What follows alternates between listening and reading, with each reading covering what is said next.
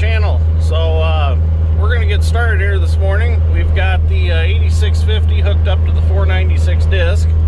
Dad's strength's going to start working some wheat ground for me to drill. The mailman's not back yet, so I'm going to start drilling some wheat. I'm taking the T870 out back, and I'm looking for my skid loader hitch plate. I'm not sure where I left it. I gotta go find it. It's back here somewhere. I thought it was here in the attachments, but I guess it's not. I'm going to be hooking the seed tender up to the Bobcat to bring it up to the shop because M&R Ag Service is going to be bringing us our wheat seed. So we are going to be planting a number of Beck's wheat on our wheat ground. Actually, I think 4 numbers. I'll have to ask Dad, but I'm pretty sure it was 4 numbers. So it is considered a straw maker because we are going to not only harvest the wheat seed, but we are also going to sell the straw. So we needed a straw maker number. So let me go grab the hitch plate and we'll get the seed tender up here. Hitch plates for skid loaders are awesome. I mean, I use the thing for everything. I should have bought one a long time ago. I can move everything from the gooseneck trailer around to a normal car trailer, enclosed trailer. Just works out fantastic. So I'm gonna go get that hitch plate, get her up there to the shop, and we'll see what else we get into before the wheat comes. Well, I found my hitch plate. So we got the seed tender hooked up, so now I'm just going to roll it up to the shop. Pretty simple. I like to push it because then I can see where I'm going instead of having to back up and pull it. I can just see past it.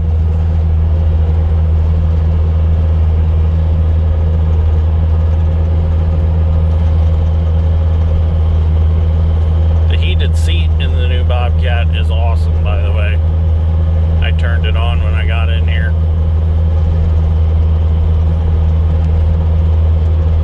Alright, we'll get this up there.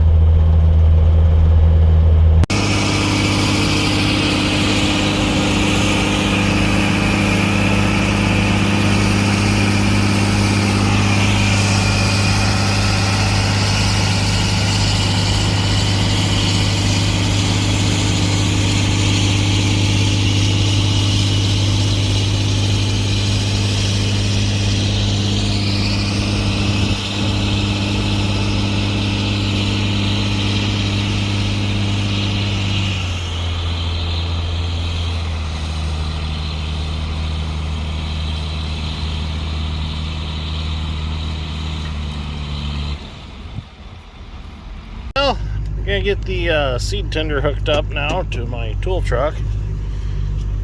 Yeah, Wilson in the truck with me. He decided to jump in. I don't know why. He just decided that he wanted to just ride around in the truck, I guess. So we get the seed tender hooked up. Shelby's on her way with my wheat, so we'll get it put in there, and then we'll go set the drill, and we'll get drilling. Okay, so first box of wheat of 2022 is going in the seed tender.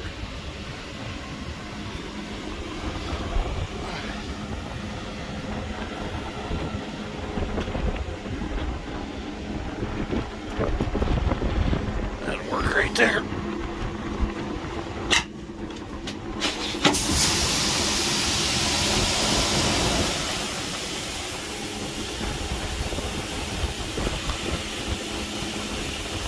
Oh, that's pretty.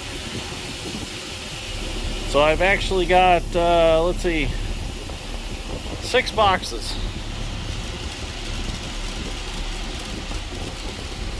We'll just put a box in each hopper and go start planting. Second box. Oh, look who showed up. It's Drew from Castonia Tractor. He's here to try to sell me something. We'll see what he's going to try to sell me today.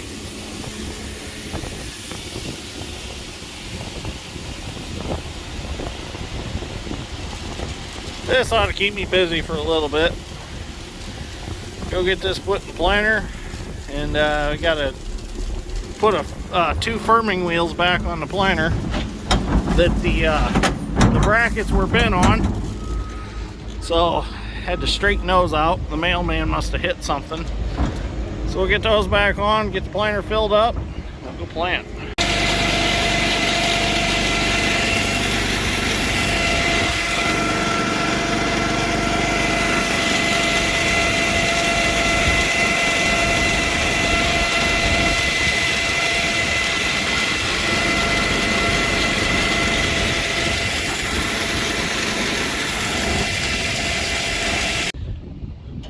Well, we got it all filled up.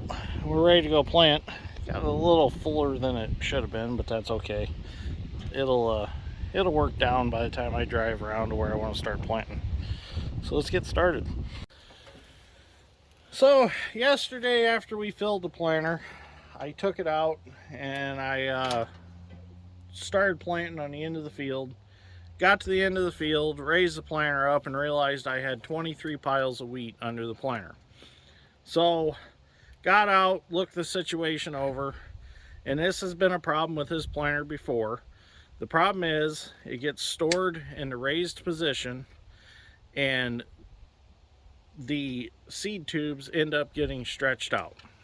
So if you have one of these 5400 planters and you plan on storing it for a long period of time, make sure you go through and you take off one end of your seed tube so they can relax. I will show you what happens.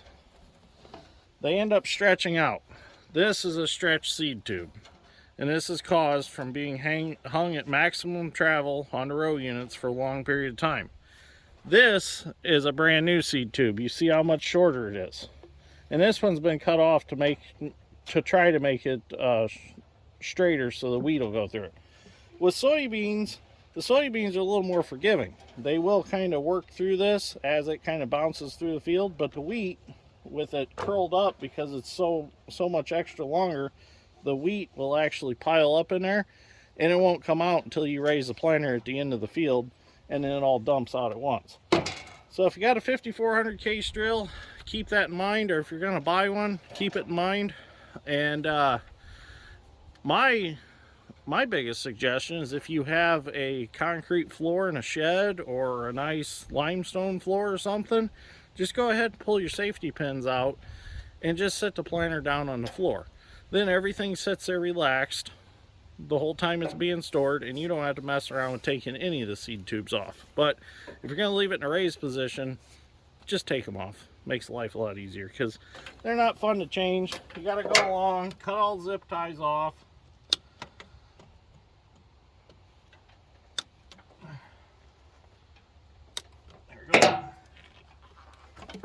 And then pop them off, take a new seed tube,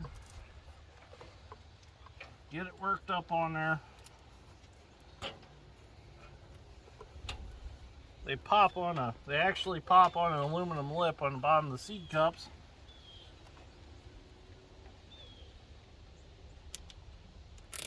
And then just re-zip tie a new one on and then connect it to your row unit. They're not hard to change, but it's a lot of stuff to do when you're wanting to get wheat planted. So yesterday I didn't get any wheat planted, but we did get a bunch of soybeans cut, so it worked out still. But I wanted to get some wheat planted yesterday. So yesterday was kind of a fail, kind of not a fail. So we'll go through, get all these changed out, and then I'll try to plant again today. Well, we got quite a few of these tubes changed, and I kind of noticed something while we were putting them on. If you look at them, they're kind of rectangular or oval. They're not quite round. And what I noticed is that if you put them on like this, with the oval like this on a seed tube, with the seams front and back, they go on a lot easier than if you try to put them on like that. So, and they also hang a lot, they also hang a lot straighter and stay open better if they're with the oval and the seams front to back.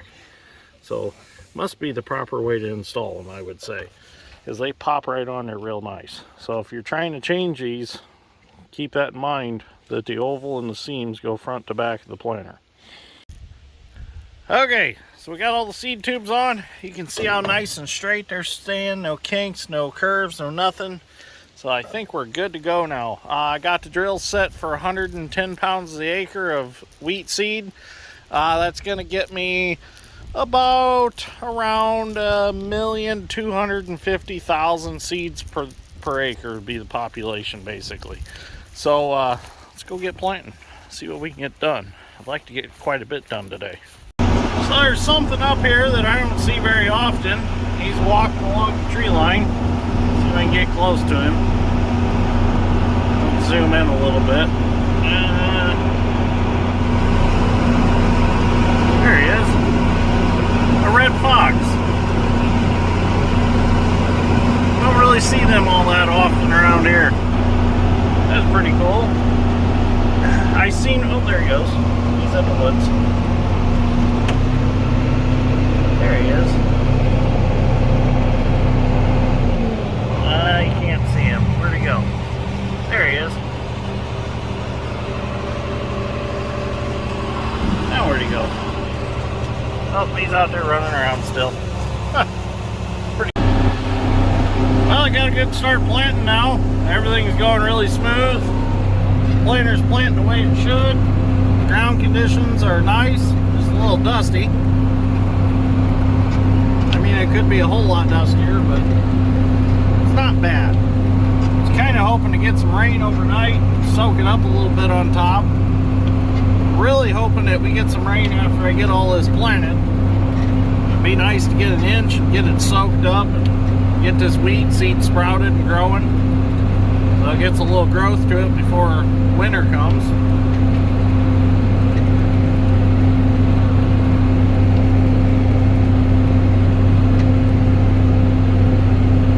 The seed tubes are definitely doing their job. I don't have piles of seed. And I apologize, I said there's 23 tubes, there's 26 tubes. For some reason I said 23, there's actually 26. So everything's looking real good. Dad Strength's done a real nice job getting this disc up. It's nice and smooth for me. There's a few rough spots, but no big deal.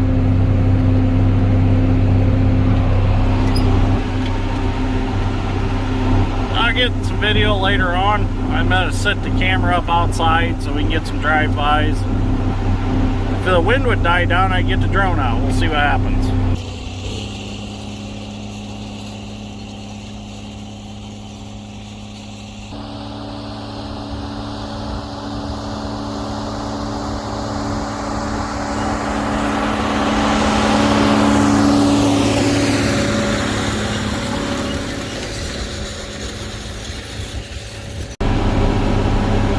Moved on to the bigger of the three fields on this farm. Everything's still going real good. I had to stop and fill the planter up. I had a suspicion that my wheat was getting low. Something told me I better get out and look. Sure enough, I had one seed cup that was just about ready to run out. So I caught it just in time. I need to get a camera set up for this planter like I do the air seeder. I wish I could use the air seeder for this, but it's on 15-inch rows, and 15s are way too wide for wheat. So 7.5-inch spacings are good for wheat. You might be able to plant it on 10-inch spacings. I don't know, but it seems like everybody around here are all on 7.5-inch spacings. But ideally, the air seeder would be great. That's 30 feet at a time. This takes forever when you're used to pulling 30 feet at a time, but it works. And it is a lot nicer being able to just stick the auger in the center of the hopper and just fill it. This, I gotta try to walk along with the auger and fill what I can. I need to get my flexible tube and put on the end of my auger, but what I do is I just fill the drill in certain spots and then get a kitty litter bucket and use it to distribute it and level it out. What I'd really like to find me is one of them hoe drills like they use out west for planting wheat in like Montana and Wyoming and those states. But hoe drills around here aren't very popular. I don't think I've ever seen one. But it would be cool to have one. The thing I like about those is there's no disc openers or anything. It's just a point that drags through the ground and the seed falls behind it. So they're a pretty simple setup. But I don't know how they would work in like our corn stalks and stuff. So this is actually considered a no-till planter. The Yetter cart on the front makes it no-till. Really, you don't even need that cart right now because we've done all the tillage work. It'd be nice if I could put that drill right on the 3-point of the tractor, but I can't because the duals won't fit between the 2 drive wheels on it. They probably would. I'm sure you can move that stuff over out of the way, but it'd be a lot of work just to plant a couple hundred acres of wheat. This works all right the way it is. Just raises slow. That's the only thing that bothers me about it. Well, we're down to our last little bit in this farm. Just about done with it. So I just got from here over to the tree line. I'm done. As far as seed goes, everything seems to be coming out perfect. As far as population, pounds per acre, whatever you want to call it. You know what blows my mind is I cannot find a 1980s Dodge Caravan. I have been looking for a 1980s Dodge Caravan in good shape, maybe 1 or 2 owner, shed kept, and I can't come up with one. So, if anybody got one that's close to Indiana that they want to sell, I'd be kind of interested in it if the price was right. So, you're probably wondering, why the hell does he want an 80s Dodge Caravan? Well, my great-grandma always drove one around. Nanny always had them. And I thought, what a tribute it would be to great-grandma to get a Dodge Caravan and get it wrapped with the Dirt Grain and Steel logo on it. And Asher and I cruise around in it. Use it as a camera van if I ever get a camera crew. I just thought it'd be funny. Just funny to have one just to kind of remember, you know, great grandma. She's always driving around in her caravan. I just thought it'd be something fun.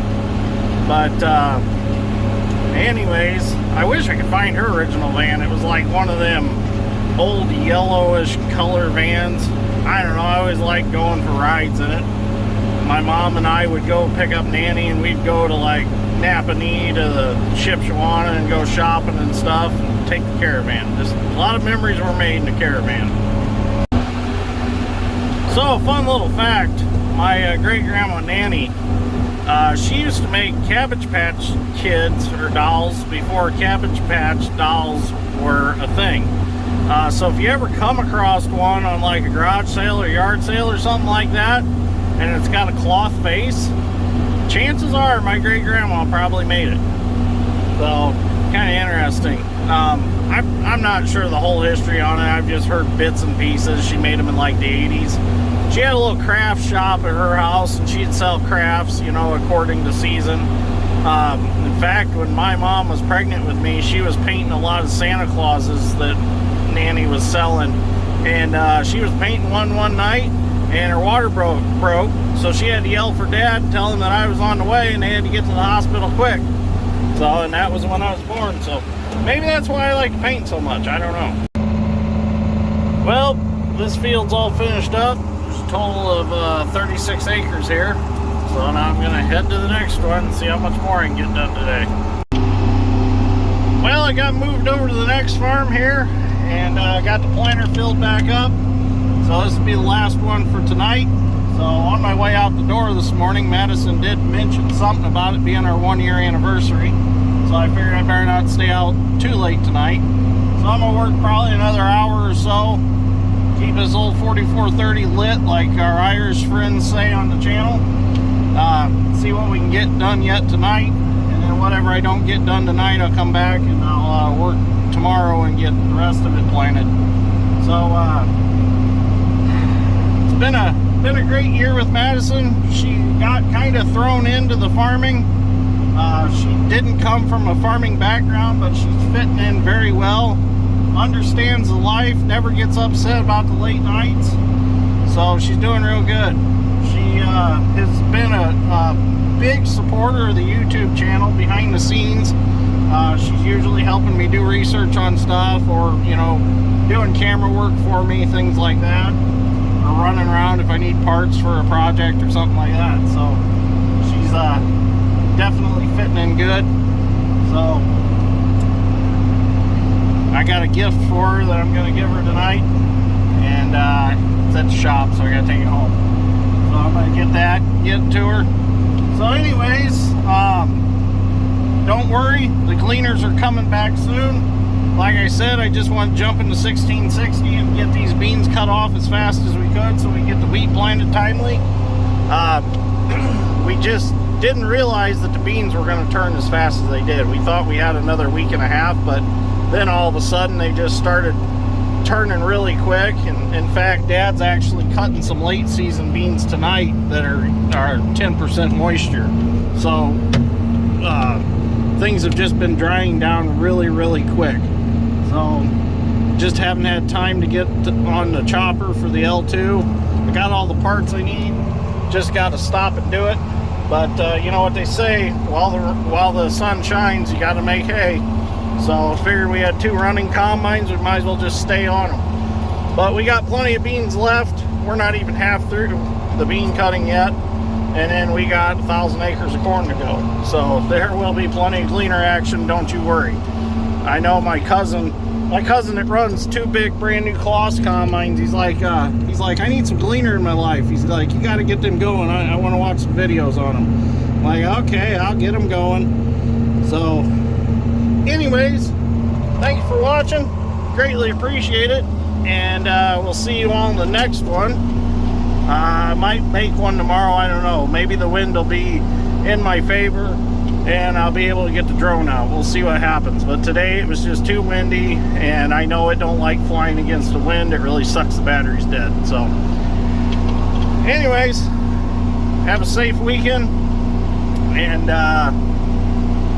I'll see you on the next one, I guess. I guess that's all I got to say. Whew. Tired of talking anyways today. So thank you for watching.